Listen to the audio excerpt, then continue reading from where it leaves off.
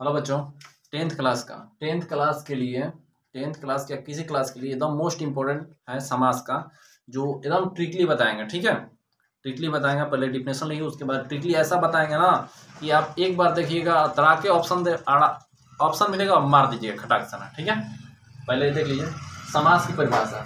दो या दो से अधिक शब्दों के मेल को समास कहते हैं। समास का अर्थ संक्षेपण होता है।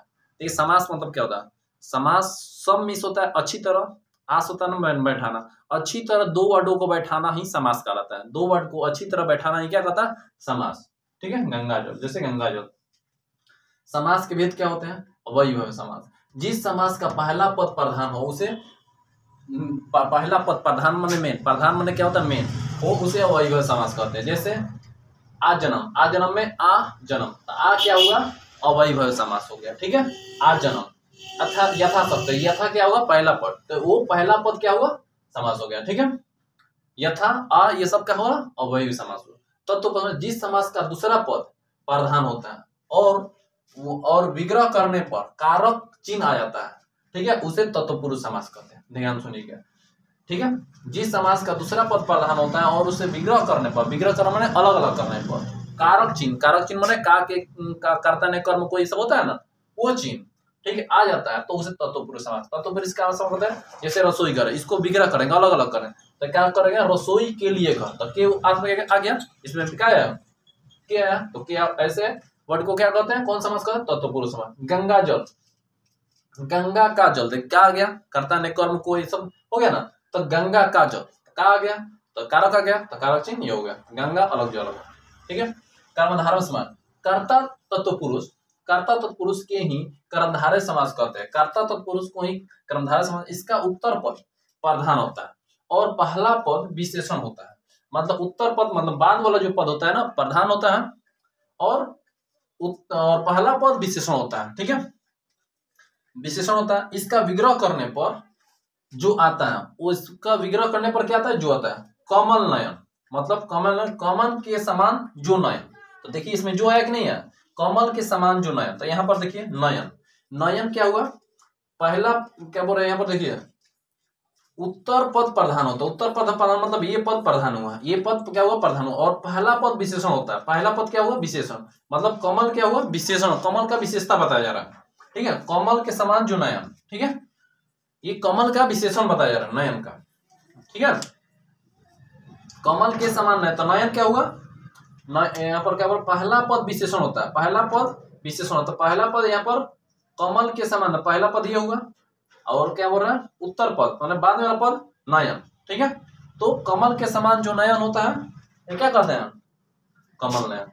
महात्मा, महान है जो आत्मा, देखिए इसमें क्लियर हो जाएगा ऑप्शन। अच्छा, महान है जो आत्मा, तो आत्मा क्या हुआ, आत्मा क्या हुआ, उत्तर पद प्रधान होता है, उत्तर पद, तो उत्तर पद ये हुआ, तो आत्मा हो गया कौन, कर्ता कर्मधारय तत्पुरुष समास। अब महान है जो होता है, तो महान का, महान हो गया विशेषण, मतलब इसका विशेषता बताया जा रही है, महान के बारे में आत्मा की विशेषता बताया जा रहा है।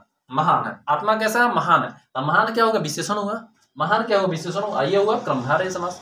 क्लियर है, समझिए, महान है जो आत्मा, तो आत्मा का विशेषता बता रहा, तो वो विशेषण हुआ, आत्मा का विशेषण कौन, महान, महान विशेषण हुआ, आत्मा का हो रहा है।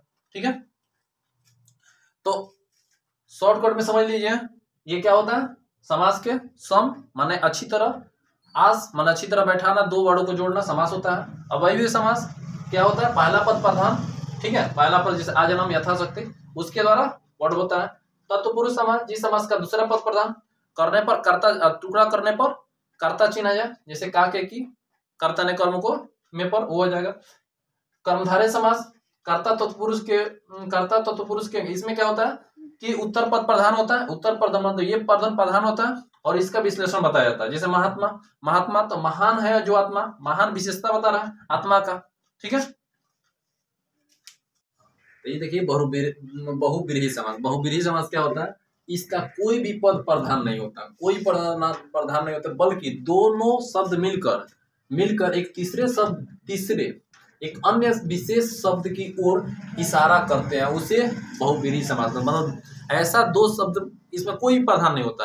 दो आदमी दो चीज मिलकर एक तीसरा चीज का निर्माण करते हैं, मतलब प्रथम और द्वितीय मिलकर तीसरा चीज निर्माण, जैसे लंबोदर, जैसे लंबा हो उधर, तो लंबा हो उधर किसको बोलते हैं? गणेश जी को बोलते हैं। तो बताइए लंबोदर से एक नया वर्ड का निर्माण हुआ कि नहीं हुआ?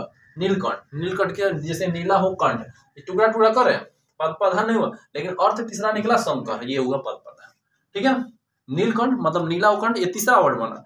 लंबोदर गणेश जी को, तो ये तीसरा वर्ड बना कि नहीं बना? बोल रहा है ना कि बल्कि दोनों शब्द मिलकर ये और ये शब्द मिलकर, ठीक है, तीसरा एक अन्य बन गया। दोनों शब्द मिलकर तीसरा एक अन्य बन गया, वो बहुव्रीहि समास हो गया। क्लियर होना चाहिए।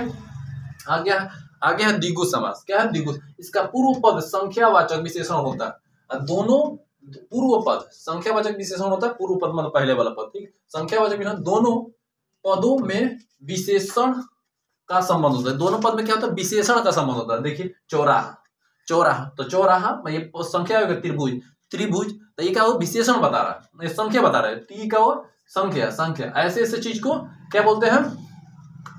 द्विगु समास, मतलब जिसमें संख्या आ जाए, क्या आ जाए? संख्या आ जाए, उसे द्विगु समास। अब द्वंद्व समास कहते हैं, किस कहते हैं? इसका दोनों पद प्रधान होता है, इसके बीच में ये हाइफन जो बोलते हैं होता है, और इसका विग्रह करने पर, मतलब अलग अलग करने पर, विग्रह करने पर और आता है। विग्रह करने पर क्या? और आता है।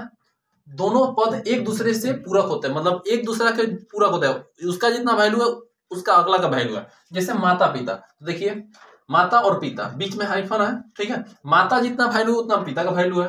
भाई बहन, भाई का वैल्यू है जितना बहन का वैल्यू है। वहां पर देखो विग्रह करने पर आता है, दोनों पद एक दूसरे के पूरक हो गया। एक बीच में हाइफन होता है, हाइफन हो गया। इसका दोनों पद प्रधान होता है, मतलब ये पद भी दोनों पद प्रधान हुए, ठीक है। हेलो बच्चों, आप लोगों को एकदम समास का ऐसा ट्रिक बताने जा रहा हूँ कि आपका माइंड एकदम ढुक जाएगा। ऐसा ट्रिक कि दिमाग में एकदम ढुक जाएगा, सपना में भी आने लगेगा, ठीक है। देखिए एकदम VVI क्वेश्चन है, जो क्वेश्चन है यहाँ पर समास दिया गया वो भी VVI है, ठीक है। पहचान अवयवी भाव समास पहचानने का ट्रिक क्या होता है? शब्दों के पहले यथा, प्रति, बे, भर, अनु, प्र, ये सब आ जाए। कोई भी शब्द हो, इसके पहले ये और ये मतलब आ जाए तो आप समझ लीजिए, बिना आंख ऐसे मुड़िएगा, देखिए कि है ना, तो बस तराक के साथ मार दीजिएगा अवयवी भाव समास, ठीक है। जैसे लिखे यथाशक्ति, यथा संभव, यथा लगा है, यथा शक्ति, प्रतिदिन, देखिए प्र लगा है प्रति, बेसहारा, बेसहाय, बेरहम, भरपेट, अनुकूल, अनुरूप, प्रत्येक, सब में देखिए पहला अक्षर लगा है कि नहीं लगा? तो बिना सोचे सुना आंखों मुंद दिएगा, मार दिएगा हाँ कौन है अवयवी भाव समास, ठीक है। आंखों मुंद पहले देख लीजिएगा तब मारिएगा आंखों मुंद को, क्या। उसके बाद तत्वपुरुष समास। तत्वपुरुष समास पहचानने का तरीका क्या है जी? जिसके कारक चिन्ह छुपा हो, कारक चिन्ह, उसको तोड़ेंगे ना तो कारक चिन्ह आ जाएगा। कैसे सर? कमजोर, काम से चोर, तोड़ने के बाद क्या हो? काम से चोर, से आ गया कारक चिन्ह। सेनापति, सेना का पति, देखो यहाँ पर क्या आ गया? ऐसा होता है कौन? तत्वपुरुष समास। अब देखिए कर्णधारय समास। कर्णधारय समास का नियम, कर्णधार का नियम क्या होता है? विशेषण होता है, कोई चीज का टुकड़ा करेगा ना तो विशेषण बताएगा चाहे तुलना करेगा।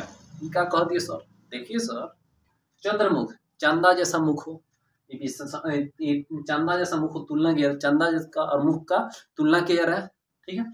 महात्मा जिसका महान हो आत्मा को विशेषण बताया जा रहा है, ठीक। अब आया द्विगु समास पहचानने का नियम। इसमें संख्यावाचक, आप संख्या दिमाग में आए, संख्या आएगा, भगवान का नाम को छोड़कर संख्या आएगा तब समझ लीजिए कौन सा? द्विगु समास। जैसे चौराहा, पंचभूत, त्रिभुज, क्लियर है। अगला है द्वंद्व समास। द्वंद्व समास पहचानने के लिए जिसमें हाइफन लगा हो, ठीक है ना, जिसमें हाइफन लगा हो और दोनों का वैल्यू बरोबर हो, उसको क्या कहते हैं? द्वंद्व समास। जैसे माता और पिता दोनों को वैल्यू सेम, भाई बहन दोनों को वैल्यू सेम, दिन रात दोनों को वैल्यू सेम। बहुव्रीहि समास पहचानने का क्या नियम होता है? VIP लोग इसके अंतर्गत आते हैं। अब याद रखिए बहुव्रीहि समास में कौन आते हैं? VIP लोग समझते हैं ना। जैसे दशानन, ये VIP है आदमी। तो रावण बोलते हैं गजानन, गणेश, ठीक है। लंबोदर, गणेश, दिगंबर, विष्णु, भगवान के नाम समझिएगा तो बहुव्रीहि समास, ठीक है। बहुव्रीहि समास में कौन आता है? भगवान के नाम, ठीक है। तो आप लोगों को ये ट्रिक बहुत अच्छा लगा तो शेयर और सब्सक्राइब जरूर करें, अपने फ्रेंड के साथ भी ये चैनल को शेयर कर दें, ठीक है। और इतना देने के लिए आपको बहुत बहुत धन्यवाद।